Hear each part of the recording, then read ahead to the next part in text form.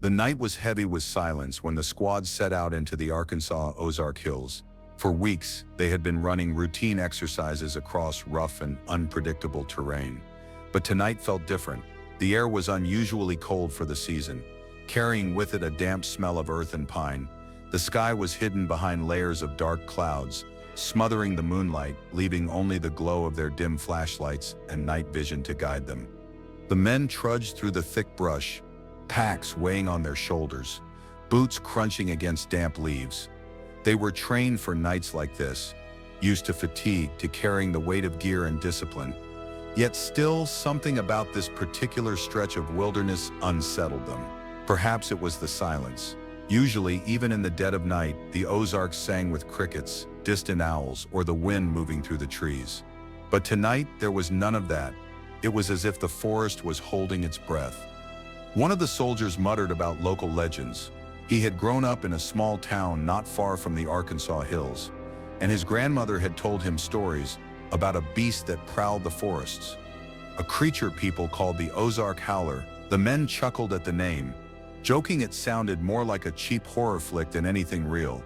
They compared it to other myths: Bigfoot, the Jersey Devil, the Mothman. Soldiers, especially during long marches, often relied on jokes and banter to break the monotony. But underneath the laughter was something else, a quiet unease.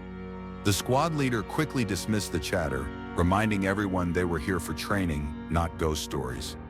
Their mission was straightforward: navigate a section of the hills overnight, establish a temporary base, and then proceed to an extraction point by dawn.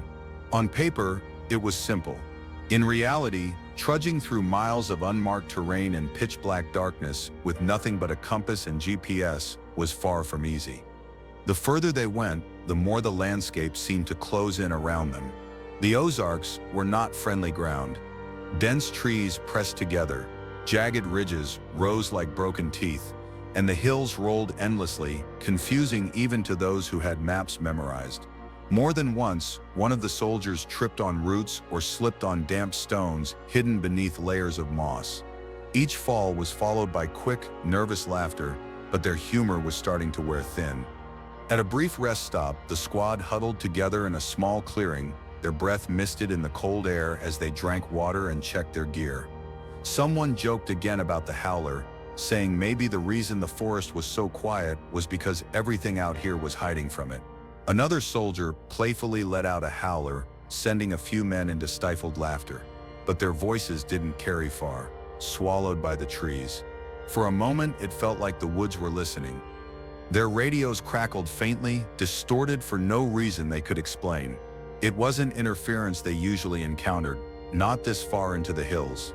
Still, the squad leader brushed it off, telling them to stay focused. Training demanded discipline, and distractions were unwelcome. Yet even he glanced at the tree line more often than usual, his eyes scanning the dark with suspicion. As the group pressed deeper into the woods, the silence grew heavier.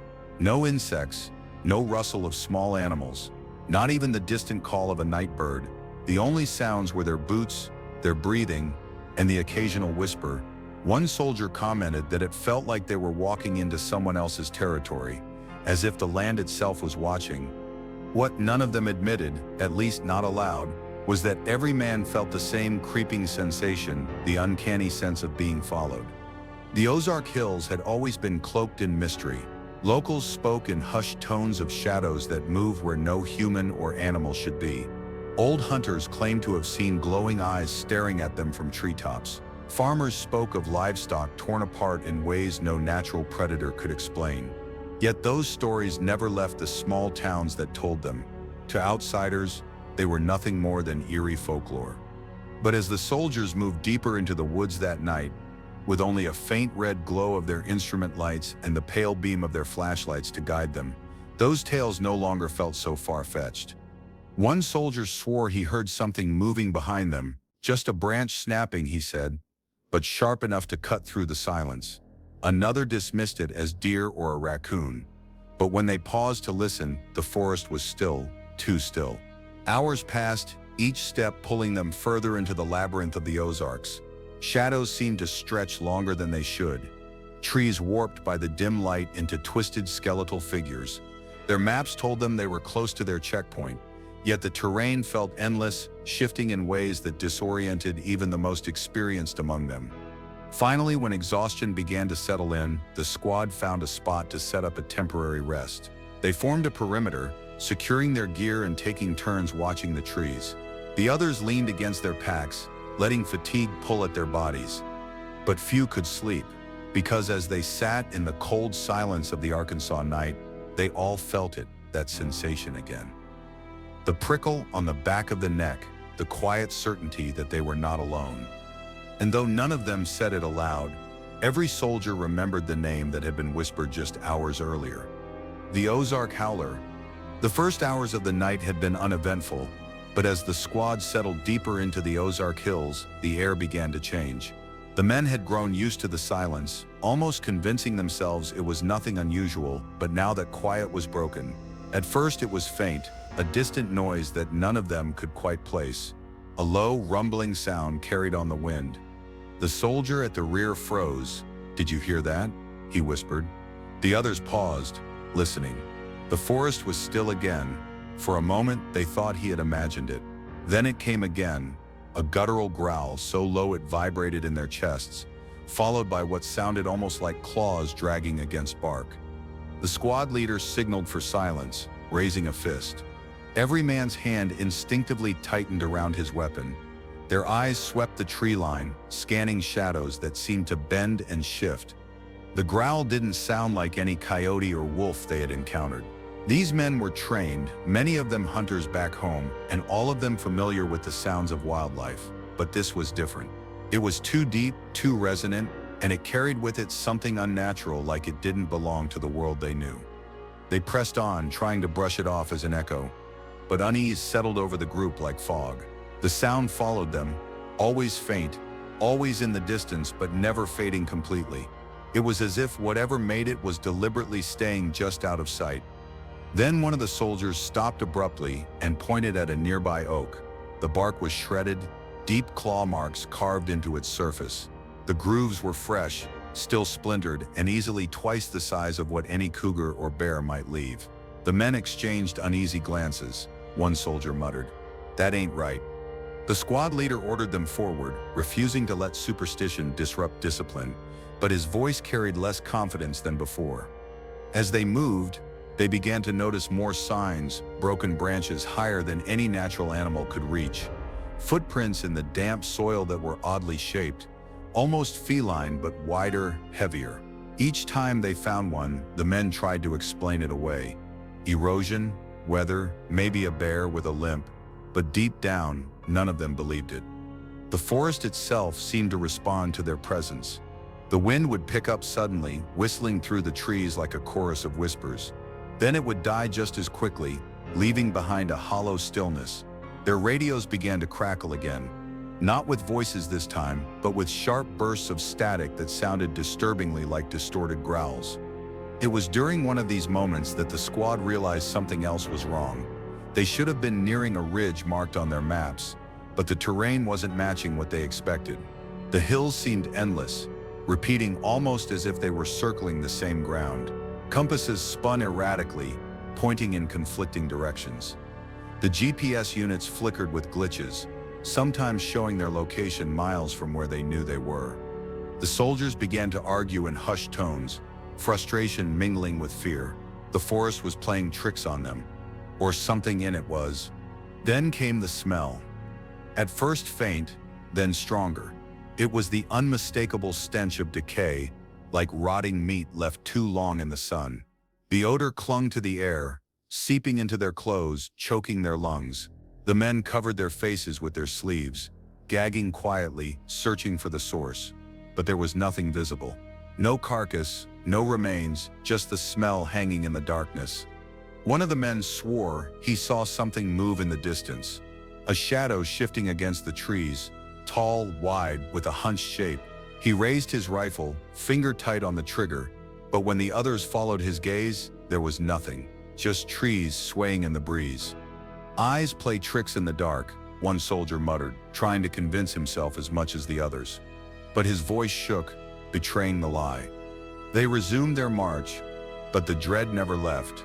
The growls came more often now, sometimes low and rumbling, sometimes sharp and guttural, like whatever stalked them was testing their reactions. Once it sounded so close that several men spun around, weapons ready, certain they would see something charging from the tree line. But again, there was nothing. As the night wore on, nerves began to fray. Even the most disciplined soldiers weren't immune to the oppressive weight of the unseen. Their formation tightened, flashlights sweeping every angle, every shadow.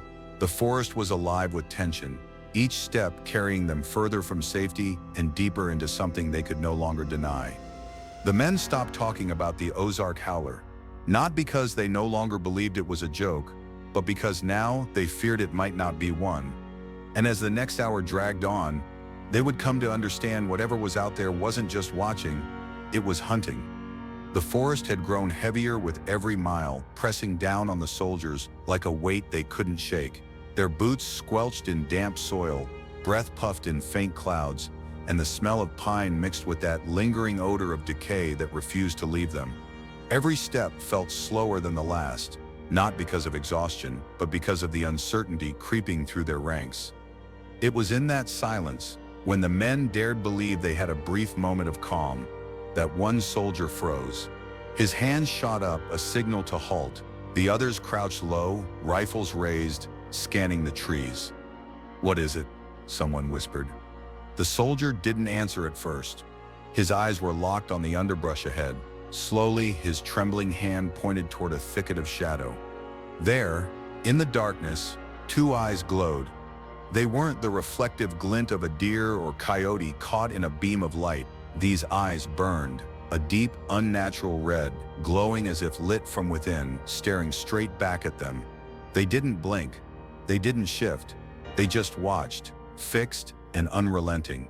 The squad leader raised his weapon, signaling the others to do the same. A dozen barrels trained on that patch of trees, hearts pounded, fingers hovered over triggers. The silence stretched into eternity. "Identify yourself?" the squad leader barked, his voice harsher than he intended, more desperate than commanding. The forest gave no reply. The eyes did not waver. Then, just as suddenly as they had appeared, they were gone. One blink and the patch of brush was nothing but blackness again. The soldiers exhaled almost in unison, the release of a breath none of them realized they had been holding. "What the hell was that?"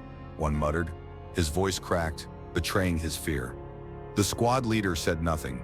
He scanned the tree line with hard eyes, refusing to admit aloud what they were all thinking. Those weren't animal eyes, not natural ones, at least. Moments later, a sound split the air. It wasn't the low growl they had heard earlier. This was higher, sharper, but no less terrifying. It was a scream. Not human, not animal, something caught between the two. It echoed across the hills, bouncing through the trees, making it impossible to tell how far away it truly was. The men flinched at the sound, adrenaline surging, skin crawling. They tightened their formation, backs nearly touching as they swept their rifles across the dark.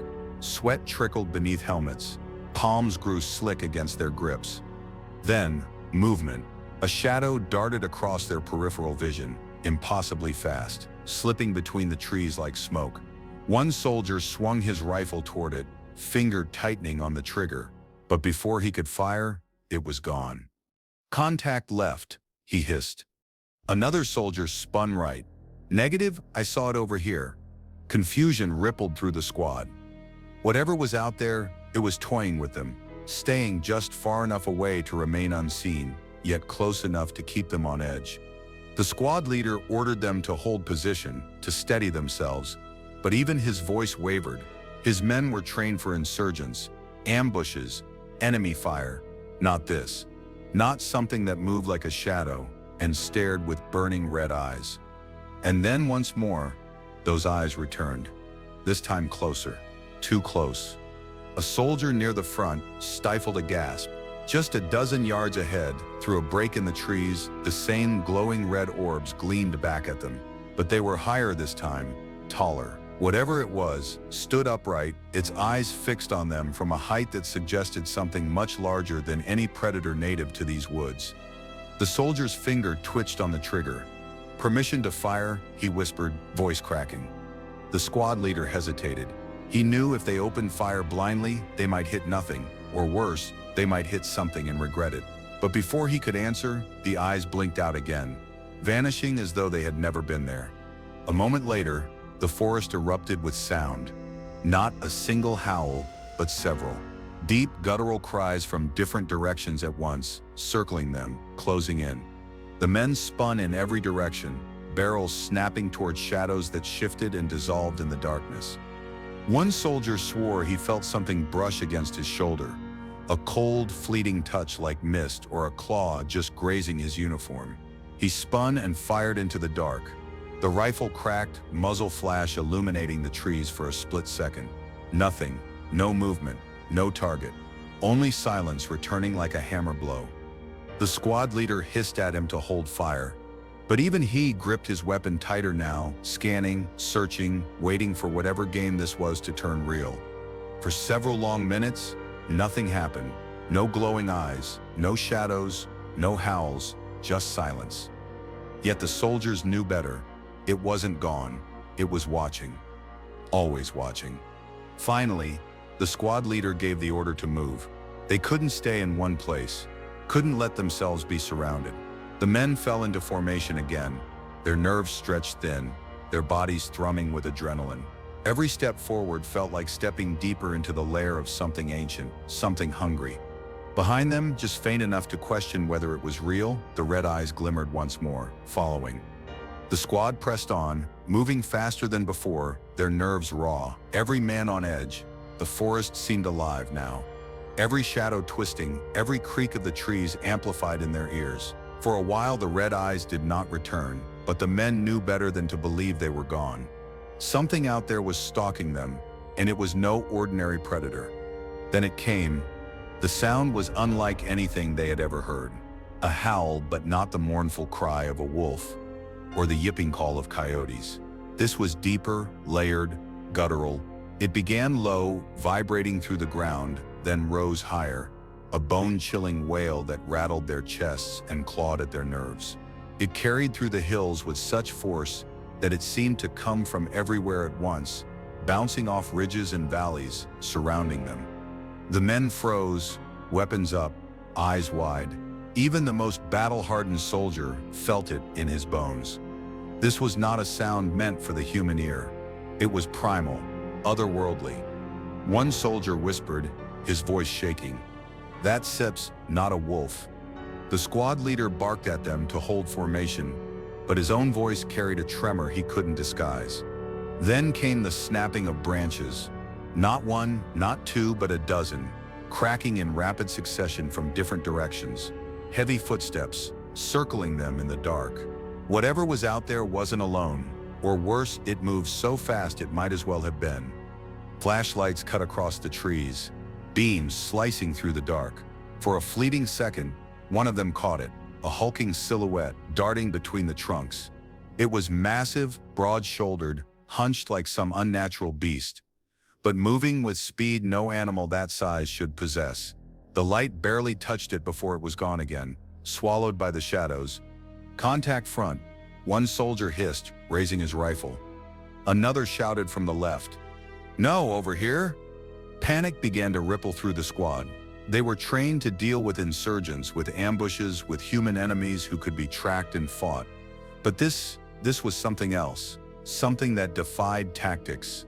The howl came again, closer now, tearing through the night with such ferocity that the trees seemed to tremble. It was followed by a second call, lower and longer, answering from the opposite side of the hill. The realization hit them all at once. Whatever was hunting them was driving them into a trap. The squad leader gave the order to move, pushing them forward at double pace. Their boots hammered against the ground, gear clattering as they broke through brush and brambles. The forest seemed to close tighter, the ridges twisting, funneling them into narrower paths. Every turn felt wrong, like the land itself was guiding them somewhere they didn't want to go. Then it happened. From the tree line ahead, a figure stepped into the open.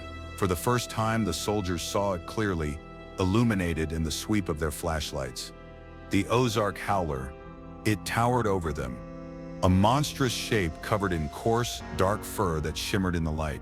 Its body was wolf-like, but thicker, heavier, with long, sinewy limbs ending in claws that dug into the earth. Horns curled from its skull, jagged and unnatural, like twisted branches from the forest itself. Its mouth hung open, revealing rows of teeth far too long and jagged for any earthly predator. And those eyes, the same glowing blood-red orbs, locked onto them, filled with hunger and hatred. The squad froze, disbelief crashing into terror. Every instinct screamed at them to open fire, but their hands trembled, their breath caught. The beast let out a roar, a deafening mix of howl and bellow that shook the ground beneath them. The men stumbled back, ears ringing, hearts racing, and then, with terrifying speed, it lunged forward. Not directly at them, but into the trees, circling once more, vanishing like smoke into the night. Gunfire erupted. Muzzle flashes tore through the dark as the soldiers fired blindly into the trees. The sound of bullets splitting branches filled the air, but no cry of pain came from the beast. No thud of a body falling, just silence, broken again by that mocking howl, now behind them. The men spun, their formation unraveling, fear dissolving discipline. The howler was hurting them, pushing them deeper into the forest, deeper into its territory. The squad leader shouted for control, rallying his men, but even he could feel it. This was no battle they could win with firepower alone. They were prey now, and the predator was toying with them. And as the howls echoed through the Arkansas hills, each one closer than the last, the soldiers realized they were no longer on a training mission. They were fighting for survival. The forest swallowed the gunfire. The last echoes faded into the ridges, leaving only silence and the ragged sound of the soldiers' breathing.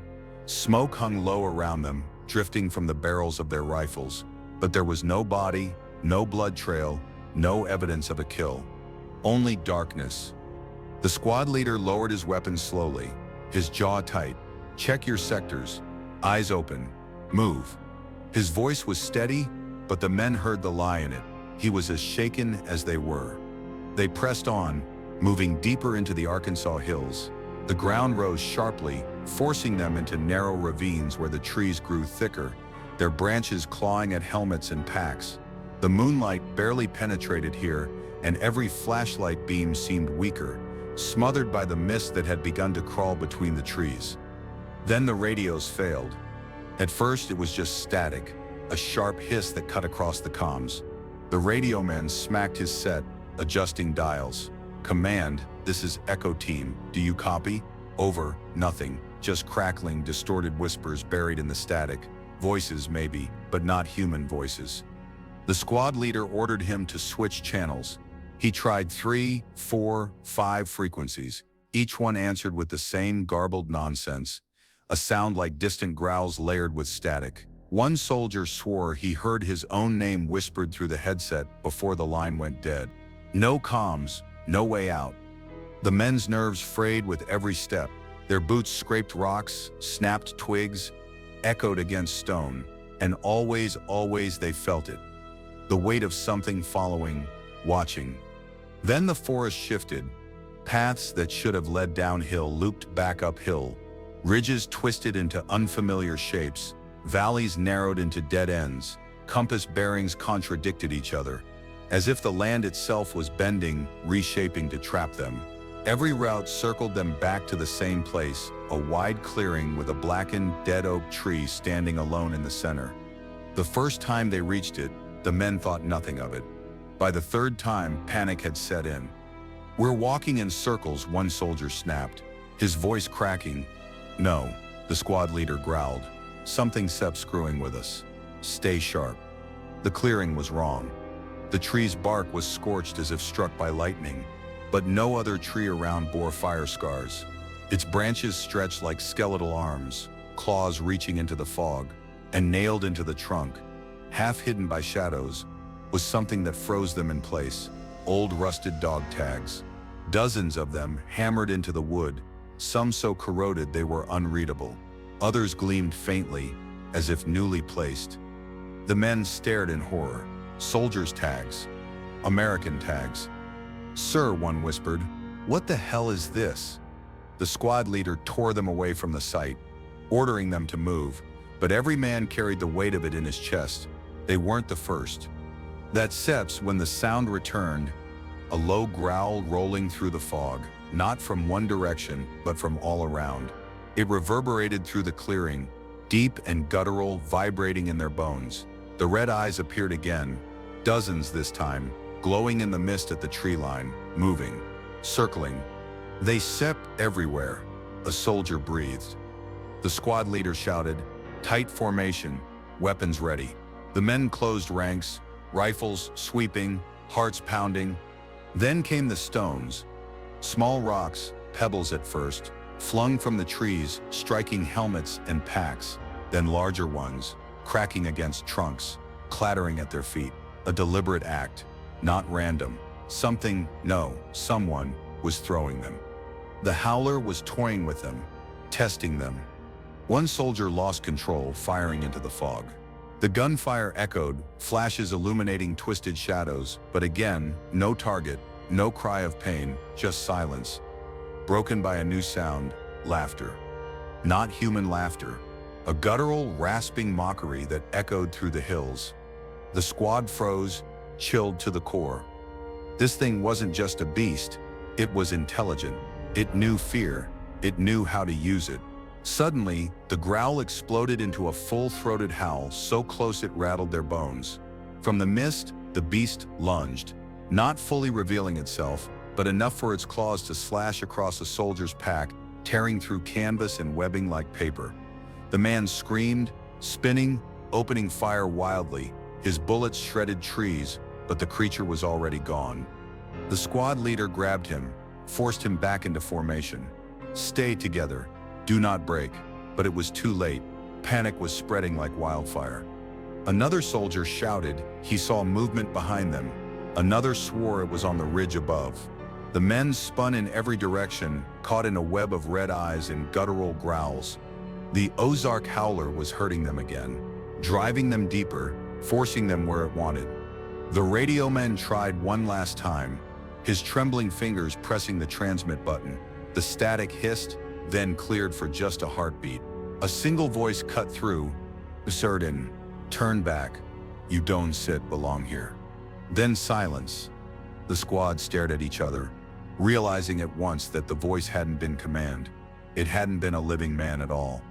It had been a warning or a curse. And as the laughter rose again from the fog, echoing through the twisted hills, the men knew something undeniable. The Ozark Howler wasn't just a creature. It was a hunter, a guardian, a demon of the hills. And it wasn't going to let them leave. The clearing had become a prison. The mist thickened until it clung to their skin like wet cloth, muffling every sound except the soldiers' own quickened breaths. The forest seemed to breathe with them, exhaling cold gusts that sent shivers down their spines. The red eyes never blinked, never wavered. They circled like vultures, patient and unrelenting. The squad leader barked orders, forcing the men into a tight perimeter. Rifles raised outward, but no discipline could mask the trembling in their hands. The fear burning in their eyes, they had faced ambushes, insurgents, firefights in hostile terrain, but nothing had prepared them for this. The growl deepened. From the fog, something massive moved, its footsteps heavy, deliberate, crunching leaves and snapping branches like twigs. The soldiers swiveled, barrels swinging in every direction, and then it struck. The first attack came from above. A dark shape leapt down from the ridge, a blur of muscle and claws. It slammed into the youngest soldier, knocking him to the ground with bone-cracking force. His scream was cut short by the weight crushing his chest. The squad fired, muzzle flashes strobing the night, but the creature moved with impossible speed, vanishing into the mist before a single bullet found its mark. The young soldier lay still, blood spread across his uniform, dark against the grayscale night. The squad leader knelt, shaking him, but his lifeless eyes stared upward, reflecting the glowing red orbs still circling them. "God help us," one soldier whispered. But God wasn't here. The howler roared, a guttural, ear-splitting bellow that reverberated through the hills. The ground itself seemed to shake, and then all hell broke loose. From the mist came shadows. Not one, but many shapes darted between trees, faster than eyes could follow. The men fired in every direction, the forest erupting with gunfire. Tracer rounds cut through the fog, sparks rained from rocks, branches splintered and shattered. The air stank of gunpowder and ozone. Yet for every shot fired, there was no scream of pain, no falling body, only mocking laughter, echoing back at them, layered and distorted as though the hills themselves were laughing. Something lunged at the squad's flank. A soldier was dragged into the trees, his rifle clattering to the ground. The men gave chase, their flashlights cutting into the dark, but all they found was the weapon lying in a pool of blood, still warm, the man gone without a trace. Another scream tore the night. This time it was above them. They aimed high, beams catching a silhouette crouched along the branches, massive, hunched, with glowing eyes and horns jutting from its skull. It snarled, leaping from tree to tree with inhuman agility, always out of reach, always one step ahead. The soldiers broke formation, fear overriding training. Some fired wildly, others tried to regroup. That was when the howler struck again from behind. It barreled through the line, a whirlwind of claws and fangs. One man's rifle was ripped from his hands before the beast slashed across his chest, sending him sprawling. Another was lifted bodily into the air, thrown against a tree with a sickening crack. The survivors fought desperately, their weapons almost useless against the shifting shadows. Every flash of the beast's red eyes was followed by carnage, a scream, a spray of blood, the crack of bones. The radio man tried his comms again, shouting into the void, "Mayday, Mayday, we're under attack." His voice dissolved into static, then into something far worse. From the headset came a low, guttural whisper, repeating his words back to him like a cruel mimic. "We're under attack. Attack." He ripped the headset off, throwing it to the ground, his face pale with terror. The squad was unraveling. Fear turned to chaos, chaos to slaughter. The howler was no longer hurting them. It was destroying them, piece by piece. The squad leader rallied the last of his men, shouting over the chaos, "Form up. On me." His voice was raw, desperate. He fired into the mist, his muzzle flash lighting the monstrous silhouette for just an instant. Tall, broad-shouldered, fur-matted and black as shadow, horns curving from its head, teeth glistening with fresh blood. Its eyes blazed with malice, intelligent and unyielding. Then it lunged. The leader was thrown back, his chest armor shredded like paper. His men dragged him away, laying down suppressive fire. But the howler didn't pursue. It stood in the mist, towering, its form flickering like smoke, as if half real, half spectral. It let out another howl, one that rattled their teeth and froze their blood. And then silence. The forest stilled, the eyes vanished, the mist thinned, leaving only the broken bodies of their brothers and the hollow echo of the laughter that still rang in their ears. The survivors, what little remained of them, stumbled together, bleeding, broken, in shock. The squad leader, coughing blood, forced words through clenched teeth. "It sits not just a beast, it sips something else, something that doesn't sit, die." He tried to rise, but collapsed again. The men stared into the empty forest, realizing the truth. The Ozark Howler had not finished. It had only begun. The forest was dead silent. The mist had thinned, but the weight of it still pressed on their lungs. Every man left standing felt it, the unnatural heaviness of the hills, as if the land itself wanted to keep them. Broken branches and pools of blood marked the ground around them, grim reminders of those already lost. Only 5 remained, their faces pale, eyes sunken, uniforms ripped and stained. They had entered these woods as soldiers, trained and disciplined. Now they looked like prey, hunted, scattered, exhausted. The squad leader, coughing blood from his chest wound, forced himself upright with the help of 2 others. His voice was weak but steady. "We sit here not dying here. Move. Stay tight. We find a way out." They obeyed, but every step forward felt like walking into a grave. The forest twisted again, paths shifting underfoot. What had been open trail was now gnarled thicket, What should have led them down the slope curved back into the ridges. No compass, no map, no radio could guide them. Only the laughter did. It returned in waves, drifting through the trees, not human, not animal, but some hellish mockery of both.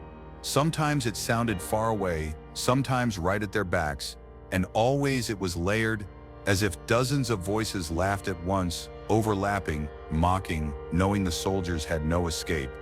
One soldier broke. He dropped his weapon and sprinted into the dark, screaming. The others shouted for him, but his voice faded quickly, swallowed by the trees. A few moments later, the laughter grew louder. Then came the scream, high-pitched, desperate, ending in a gurgle that echoed down the valley. The squad leader clenched his teeth, refusing to let the others falter. Keep moving, don't stop. But the woods were endless. Minutes stretched into hours. Their watches had stopped. The moon hung in the same place, frozen, casting its pale light without shifting. Time itself had turned against them. Then, a sound, not laughter, not growls, something else. Running water. A river. The men staggered forward, adrenaline flooding tired muscles. If they could find the river, they could follow it out of the hills, out of the Howler's territory, towards survival. They broke through the tree line, stumbling onto the rocky bank. The current rushed fast and cold, glinting under the moonlight. The squad leader ordered them across. Go, now! One by one, they waded in, the freezing water biting at their legs. The current fought them, threatening to drag them under, but the thought of escape pushed them forward. Then the red eyes appeared again, dozens of them, lining the tree line on the opposite bank. Watching, waiting, the soldiers froze in the river, the water rising to their waists. The hauler stepped into view, towering, horns curling, its black fur dripping with mist. Behind it, more shapes moved, shadows just out of focus, slipping between trees, red eyes glowing like embers. The squad leader raised his weapon, teeth gritted. He had no strength left, no chance of winning, but he would not die cowering. Move, he roared. Get across. Gunfire erupted, bullets cut through the mist, sparks leapt from stone. The howler didn't flinch. It stepped forward, the ground trembling with its weight. Then it let out a roar so loud the river itself seemed to shudder. The current surged. Water rose violently, waves slamming against the soldiers. One was swept off his feet, dragged downstream into the black. His scream faded, replaced by silence. The others fought to climb the far bank, pulling each other up with raw desperation. Behind them, the howler entered the water, moving with unnatural speed, wading against the current like it was nothing. Its eyes burned brighter, its breath steaming in the night. The last two men scrambled onto the rocks, hauling the wounded leader with them. They turned back only once, just in time to see the howler stop mid-river, standing tall against the current, staring at them with hatred carved into its monstrous face. It did not pursue. It simply let out one final howl, a sound so loud, so haunting, that it would live in their bones forever. The trees shook, the river foamed, the very air split with terror. And then, as suddenly as it had come, it was gone. The mist cleared, the red eyes vanished. The forest fell still. The three survivors collapsed on the bank, shivering, broken, unable to comprehend how they were still alive. Dawn finally crept over the ridges, light piercing the valley for the first time since the nightmare began. They were found hours later by a search team, dehydrated, delirious, mumbling about red eyes and horns in the mist. Official reports claimed they were attacked by wild animals, their story dismissed as trauma-induced hallucination. But the survivors knew better. The Ozark Howler had spared them, not out of mercy but for something far worse. It wanted them alive. It wanted the story to spread, so that fear would live on, so that the hills of Arkansas would remain haunted. And as long as the legend of the Howler was told, its hunt would never end.